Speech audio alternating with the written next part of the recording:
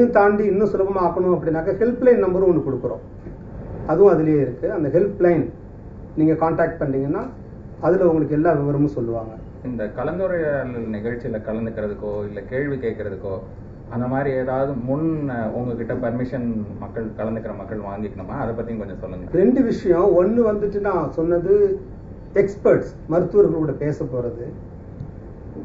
அதை விட முக்கியமானது என்னன்னா, மீண்டு வாழ்பவர்கள் ஒரு இரைப்பை புற்றுநோயால் பாதிக்கப்பட்டு அறுவை சிகிச்சை மருத்துவம் எல்லாம் முடிஞ்சு இப்போ அவங்க எப்படி இருக்காங்களோ, சர்வைவர்ஸ், அவங்களோட சக்சஸ் ஸ்டோரிஸ் அங்கே கேட்பாங்க.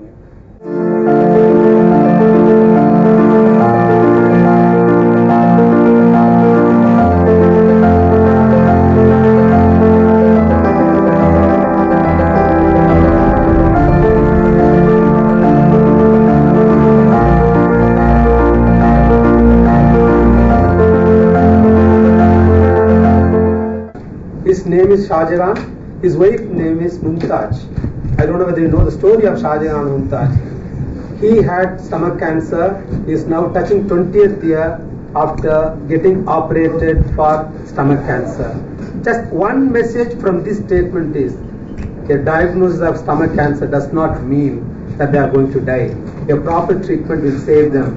And this gentleman, you can see here, he was 83 when we operated on him for foot plate cancer. I will not die. Number 1, the trust and faith he had. The number 2, which was more important, was, if I have to live, let me eat and live. Otherwise, let me die. You operate. You can see the young children here, and this gentleman who writes regular awareness articles, and he will also call and tell, have I done a good homework? Have my message been conveyed to the entire society? That is the gentleman who attends all our meeting, and I hope he will also run in this. He is still very active. He says he is 83 years young. That's what he says. So the entire team helps us in doing everything, and every year we call them just to let the world know they are still alive and fine and doing very well. Several years after that, and to celebrate this, the team of doctors and sisters, because the main problem when they have foot plate cancer or stomach cancer, they cannot eat, and we have the happiness of making them eat. The best way to celebrate is to sit with them and eat, and that is what you are seeing there. We eat with the survivors and survivors' family. We call the help of several people, and few of them in the celebrities. You can see one celebrity who is talking to a survivor. In fact, he came and told the survivor, I am only a real hero and all of you are real heroes. That is the intro about that. Don't think it is going to be a long talk. Why should we do all these things? What is the need for doing all these things? You should know, I was telling when you enter the hall about where India stands in the world map. Just by looking at this, India is in the green area. Green means it is less than 4.6 per lakh population, whereas red is almost 62.2 per lakh population. That is how cancer is calculated, the incidence. It is the northeastern state of Mizoram, and one place called Aizawl, which has got the highest incidence in India. The earlier slide I told you, it is 0.46, that is green, and it is 62.2 is red. Now if you see the previous slide here, 64.2, we are overtaking everybody else in the incidence in one particular state of the country.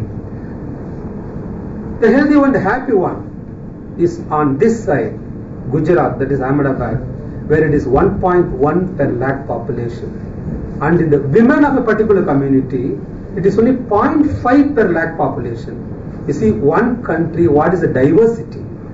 0.5 per lakh to 64.2 per lakh, making it a 130-fold variation within one country. And we should try to find out why one country has such a diversified occurrence of gastric cancer. It tops 3. This is a publication which came in 2015, where gastric cancer considered to be the leading killer. And if you see this map, everybody knows China tops the list. Women also, it is the same. Again, number 4 is Aizawl district. So If you take particular areas, it is not less, 9 to 12.2 per lakh population. The next important thing which we should understand is, when you compare all the countries, the variation I told you was only tenfold. And what I have marked in red is variation within our country. What is a worrying trend? Many countries now claim there is a decrease in the incidence of stomach cancer and food pipe cancer. These two slides will tell you the worrying trend.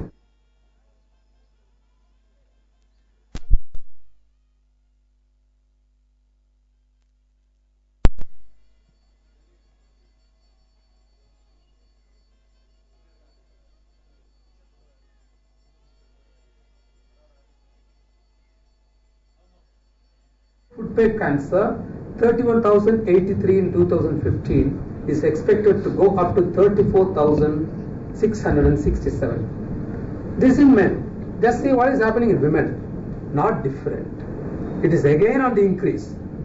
What is 15,468 in 15 is going to become 18,802 in 2020. And 17,976 is going to become 19,231. The time you have to wake up.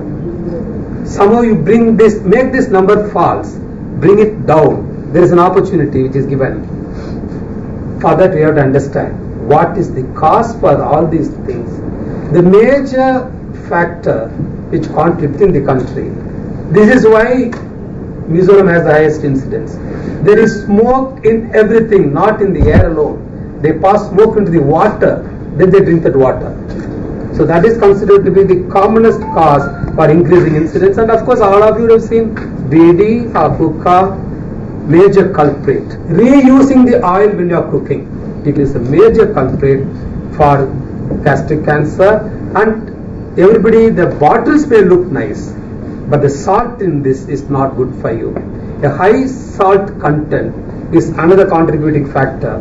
And this people essentially from south and all coastal areas will know about this dry fish, where it is preserved with high salt. And in fact, when they want to eat it, it may be used in a reused oil.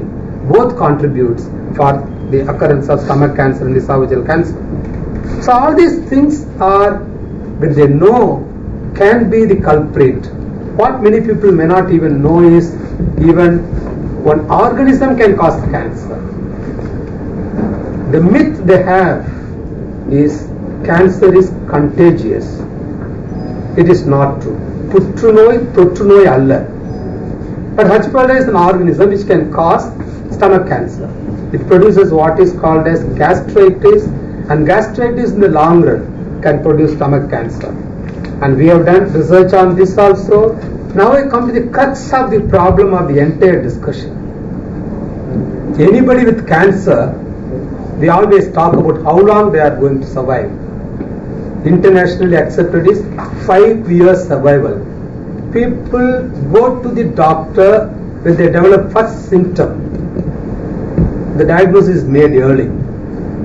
And 5 years survival in those countries, purposely I have not projected here, is anywhere between 40 to 60%. End of 5 years, 60% of the people live after they are diagnosed to have stomach cancer.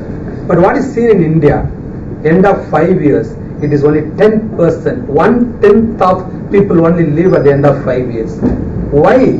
It is only because they present at an advanced stage. We try to find out why they are presenting at an advanced stage.